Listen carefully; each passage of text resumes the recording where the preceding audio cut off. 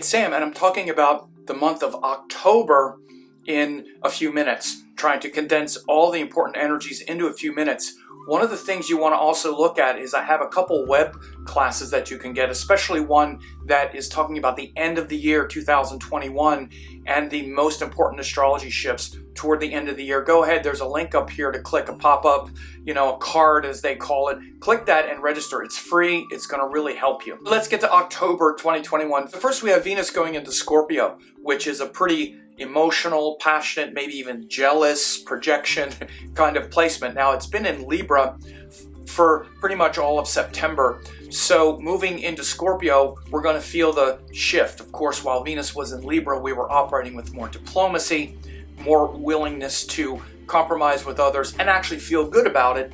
Venus goes into Scorpio, those compromises feel like, okay, well now you're taking advantage of me. Well, what are you doing over here? There can be this kind of jealousy, this kind of imagined fears. This is what's underneath the Scorpio energy. Now, that can also lead to enormous devotion. It can lead to us really looking into our heart, having more compassion for those that we maybe feel triggered by.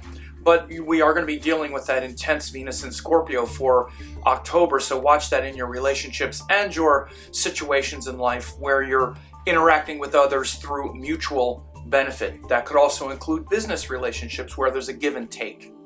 We also have Mercury Retrograde. We start the month with Mercury already retrograde as he turns retrograde in September, but he's going to be retrograde until October 18th. Now, he would have gone back into Virgo at that time. This is a very favorable retrograde cycle because Mercury started the retrograde cycle in Libra, which is, again, also a very favorable sign for Mercury. He goes back into Virgo. So this sort of back and forth between compromising and interacting with others, being measured and harmonized with the qualities of Virgo, which is more organization, more structure. So the Virgo-Libra axis is really kind of where we get our life organized in Virgo. Then we want to share it with others in Libra. So again, Mercury turning retrograde here is like having us really evaluate in our romantic relationships and our friendships whether or not people and their compromises mess up our routines a little bit. Are we getting a little out of sorts with that? But again, this is something that Mercury is very well equipped to handle. Mercury does well in Virgo, it's exalted there, and it does well in Libra too, because we like to interact with people through the Mercury energy, right? Libra is about interacting with others. Mercury is about speech and, wanting to communicate and find out the details about things. So overall, this is pretty favorable, but Mercury retrograde always brings some disruptions. So again, you might find some disruptions in your romantic life or any kind of, again, the same type of situations where you're compromising with others, either business partnerships or whatnot. But those interruptions may get you to reflect and improve those relationships. We also have Mars combustion. The whole month, Mars will also be combust. Now, combustion is where the planet gets very close to the sun. Mars, of course, is a frustrated, angry energy. It's where we're looking to find the things that we want to work hard to change and to improve, and we can get kind of fired up about that, right? This is wrong. It should be right. I'm going to do something. So this is the nature of Mars. When he's combust, he's behind the sun, so it's sort of more frustrating. So again, Mars is combust the whole month, and he's pretty deeply combust for a lot of it. So watch your frustrations, watch your anger, and those things that I just mentioned, especially about Venus and Scorpio and Mercury retrograde going back and forth between Virgo and Libra. Mars is also right there.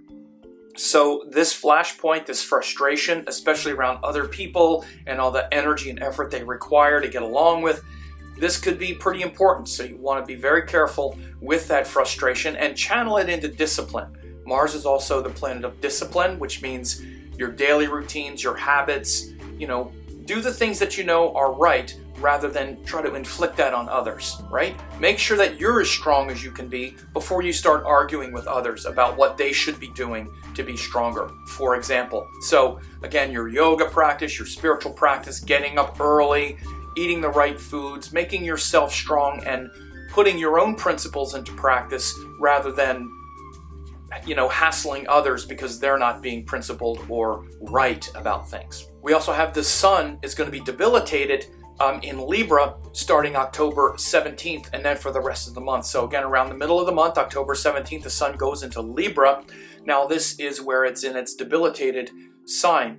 And this means that it's where our compromises and our agreements tend to feel like they weigh on us, because the sun is the part of us that wants to act with vision and purpose and consistent vision. And that's why he's exalted in Aries, where we just trust that vision and we act on it. We just trust our gut and act upon it. Those are the things we're supposed to be acting upon, because Aries is that impulsive nature. When the sun is there, it's like, okay, this is what I feel is right, so I'm going to do it. I'm just going to trust my gut and act on it, right? So example, the sun, Saturn is debilitated in Aries, right? So when we just instinctively act on our fears, there's a lot of problems. But when we instinctively act upon what inspires us, then it's good.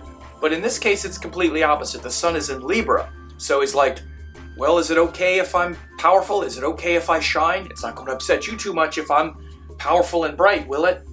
See, because Libra is where we're always trying to harmonize our energy.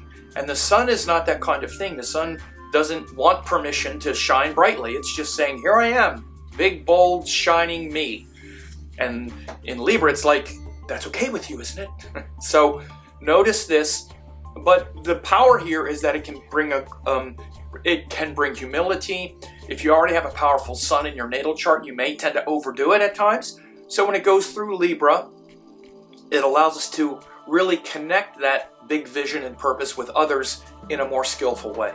And the last thing is Saturn and Jupiter both turn direct. They've been retrograde. Saturn goes direct first, but then Jupiter also turns direct. By October 19th, they're both moving forward. So this means that our vision and purpose, which is Jupiter, and our commitments and hard work and effort, which is Saturn, are now both moving forward, right? At the same time. They've both been retrograde for several months, which means our vision and purpose and our duties and commitments have been kind of moving backwards. So we've been reflecting on those things. Now that they're both moving forward again, we're going to feel much more aligned to move forward with the things that inspire us and really commit to them. So again, this is just a function of Jupiter and Saturn. They're both retrograde for months at a time.